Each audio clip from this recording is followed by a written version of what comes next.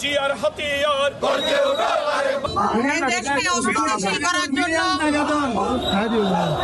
দেশকে অস্থিতিশীল করার জন্য এই সরকারকে ব্যর্থ করার জন্য তারা পায়তারা করে যাচ্ছে।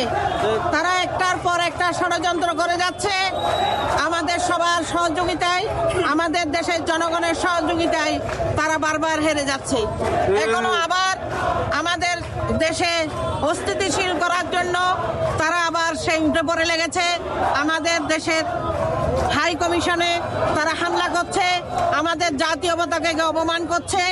কিন্তু ভাইয়েরা, আমরা কেউ এই তারা যে চক্রান্ত করছে সেই চক্রান্তে আমরা পা দেব না। আমরা সবাই শান্ত থাকবো। আমরা সবাই শান্ত থেকে শান্তভাবে সকল যে তাদের ষড়যন্ত্র সেগুলোর মোকাবেলা করব ইনশাআল্লাহ।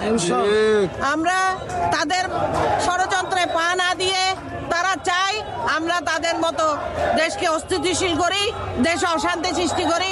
তাদের সেই ষড়যন্ত্রের বিরুদ্ধে আমরা রুখে দাঁড়িয়ে দেশকে অস্থিতিশীল করি। সেটা করার জন্যই তারা এগুলো করছে, কিন্তু আমরা সেগুলো করব না। আমরা শান্তভাবে এই দেশের স্বার্থে চাইব। এই সরকারকে আমরা সহযোগিতা করব যাতে এই সরকার সুন্দরভাবে দেশের সংস্কার করে, সুন্দরভাবে নির্বাচন দিয়ে জনগণের প্রতিনিধির হাতে দেশকে তুলে দিতে পারে, সেই চেষ্টা করব।